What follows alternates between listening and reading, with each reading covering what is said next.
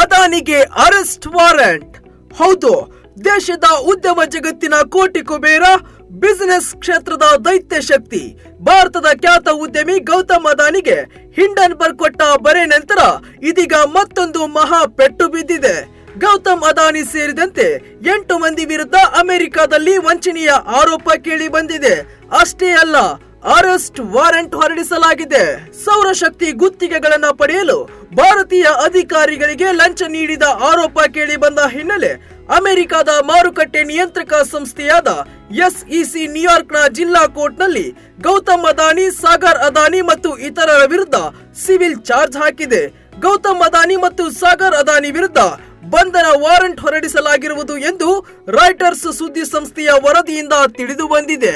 Adani green energy ಮತ್ತು ಅಜುರೆ power ಸಂಸ್ಥೆಗಳು ಭಾರತದಲ್ಲಿ ಮಾರುಕಟ್ಟೆ ಬೆಲೆಗಿಂತ ಹೆಚ್ಚಿನ ದರದಲ್ಲಿ ಸೌರಶಕ್ತಿ ಗುತ್ತಿಗೆಗಳನ್ನು ಪಡೆಯಲು ಭಾರತೀಯ ಅಧಿಕಾರಿಗಳಿಗೆ $250 ಮಿಲಿಯನ್ ಅಧಿಕ ಮೊತ್ತದಷ್ಟು ಲಂಚ ನೀಡಲಾಗಿದೆ ಎಂಬುದು ಆರೋಪವಾಗಿದೆ.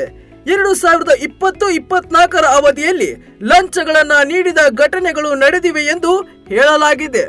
ಇದೆಲ್ಲ ಆರೋಪವನ್ನ ಅಲ್ಲಗಳೆದಿರುವ ಅದಾನಿ ಸಮೂಹ, ನಾವು ಸದಾ ನ್ಯಾಯವಾಗಿ, ಪಾರದರ್ಶಕವಾಗಿ ಆಡಳಿತ ನಡೆಸುತ್ತೇವೆ, ಉನ್ನತ ಗುಣಮಟ್ಟ ನೀತಿಯನ್ನೇ ಅನುಸರಿಸುತ್ತೇವೆ, ನಮ್ಮದು ಕಾನೂನು ಪಾಲಿಸುವ ಸಂಸ್ಥೆಯಾಗಿದೆ, ಪ್ರಕರಣದಲ್ಲಿ ಎಲ್ಲಾ ಕಾನೂನು ಅವಕಾಶ ಬಳಸಿಕೊಂಡು ಹೋರಾಟ ಮಾಡುತ್ತೇವೆ ಎಂದಿದ್ದಾರೆ.